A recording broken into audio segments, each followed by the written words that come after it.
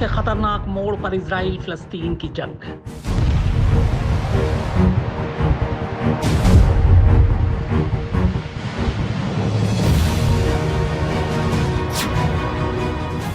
Gaza पट्टी पर Israel ने शुरू किए ताबड़तोड़ हमले।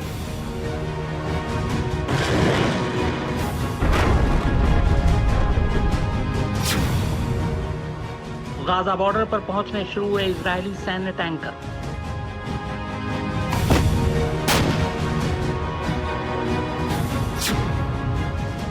वेस्ट बैंक पर भी इजराइल की सेना ने शुरू किए हमले।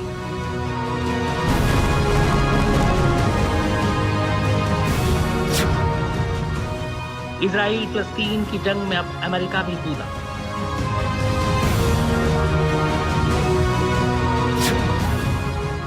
सऊदी अरब में अमेरिका ने तैनात किए F-18 फाइटर जेट।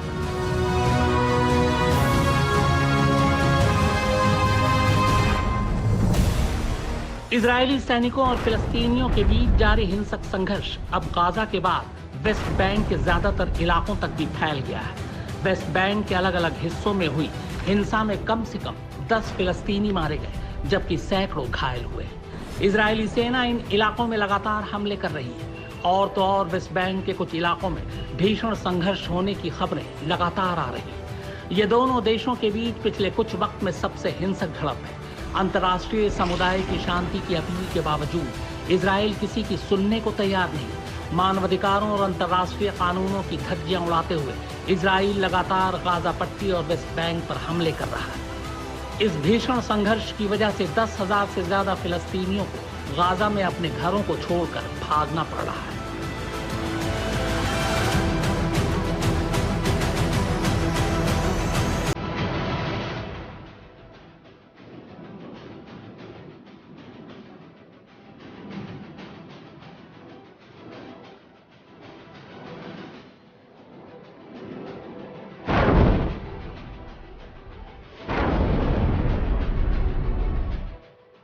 इजराइल और फिलिस्तीन के दरमियान अब पूरी तरह से जंग के हालात बन चुके हैं। इजराइल की तरफ से हर पल जंग की तैयारियों, नई नई खबरों से दुनिया तनाव में है। मगर इन सब की शुरुआत की है इजराइल ने, जो बीते सोमवार को हुई झड़प को जंग की शक्ल देने का काम कर रहा है। ऐसा इसलिए क्योंकि इजराइल ने इस झड़प के बाद सैन्य टैंकरों को फिलिस्तीन के गाजा पट्टी पर भेजकर इस तनाव को और बढ़ा दिया है। जाहिर है इजराइल की इन तैयारियों से साफ है कि वो जंग चाहता है, और सिर्फ जंग नहीं, जमीनी जंग चाहता है।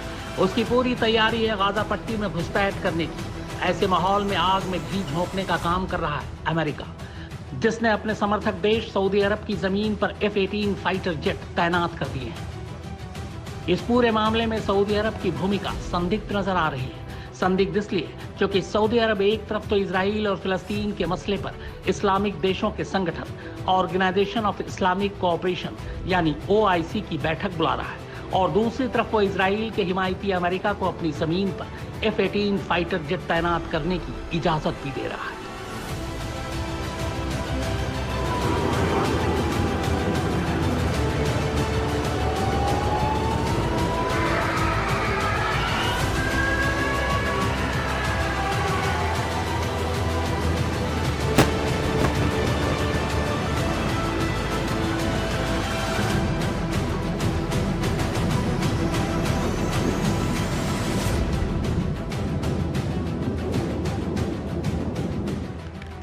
बहरहाल आइए सबसे पहले समझते हैं कि हकीकत में इजराइल और फिलिस्तीन की सरहद पर फिलहाल ऐसा क्या हो रहा है जिससे दुनिया सकते में है। दरअसल शुक्रवार सुबह इजराइल सेना ने बिना किसी पूर्व सूचना के फिलिस्तीन में गाजा के रिहायशी इलाकों पर हमले शुरू कर दिए। जमकर बमबारी की गई। जिन्हें मौका नहीं मिला वो इन बमों की जद में आ गए, और जो खुशकिस्मत थे उन्होंने इस तबाही के मंजर में भागकर अपनी जान बचाई।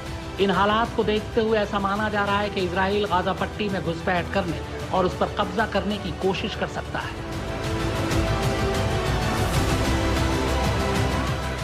देखिए अब ये जो कुछ बचे खुचे हिस्से फिलिस्तीन के पास रह गए हैं उस पर भी इजराइल कब्जा करने की तैयारी कर रहा है, और गाजा पट्टी के इर्द गिर्द उसने टैंकरों और हजारों सैनिकों को तैनात कर दिया है।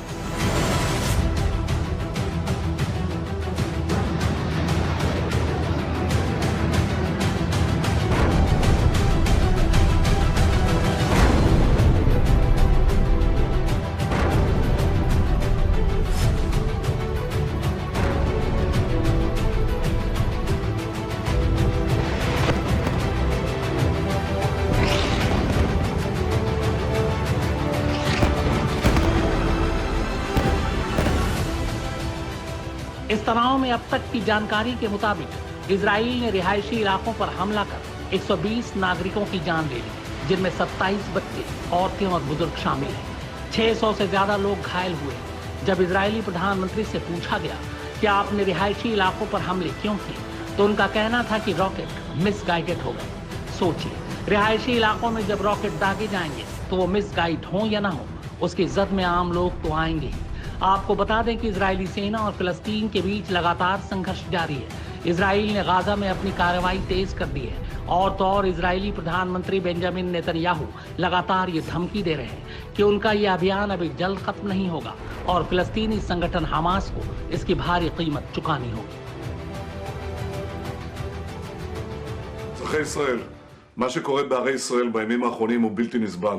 אנחנו ראינו פורעים ערבים, מציתים בתי כנסת, מציתים מכוניות, מסתערים על שוטרים, פוגעים באזרחים שלווים וחפים מפשע. זה דבר שאנחנו לא יכולים לקבל אותו, זה אנרכיה. שום דבר לא מצדיק את זה, ואני אגיד לכם יותר מזה. שום דבר לא מצדיק לינץ' של ערבים ביהודים, ושום דבר לא מצדיק לינץ' של יהודים בערבים. אנחנו לא נקבל את זה. זה לא אנחנו. לא האלימות הזאת, לא הפראות הזאת. אנחנו נחזיר את השלטון ואת המשילות לערי ישראל בכל מקום, בכל הערים. नेतन्याहू के बयान आने के थोड़ी ही देर बाद गाजा के आसमान में धमाकों की तस्वीरें सामने आने लगी।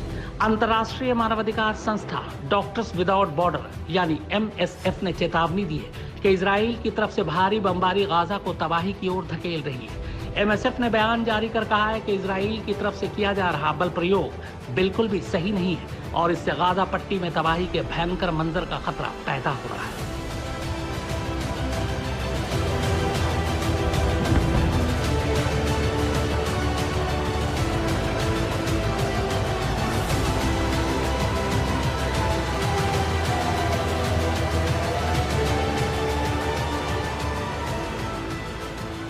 अब आते हैं इजराइल और फिलिस्तीन की दुश्मनी पर। यह जंग पुरानी है, मगर इसे समझने से पहले यह जानना जरूरी है कि अभी ऐसा क्या हुआ कि दोनों देश आपस में भिड़ गए।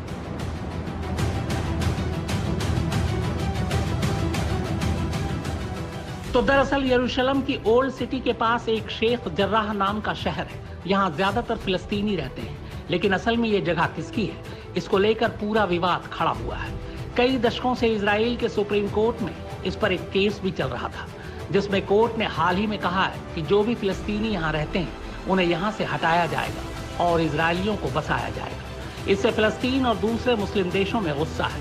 इस गुस्से को और भड़काने का काम किया इजरायली पुलिस ने, जिसने रमजान के महीने में अल-अक्सा मस्जिद में नमाज पढ़ने आए फिलिस्तीनियों को नमाज पढ़ने से रोकने की कोशिश की। लोगों ने विरोध किया तो इजरायली पुलिस ने उन पर बल प्रयोग किया और कई लोगों को गिरफ्तार कर लिया, जिसके बाद ये विवाद तेज हो गया और अब हालात ऐसे बन गए कि इजरायली सेना गाजा पट्टी पर हमला कर उसे कब्जाने की कोशिश कर रही है।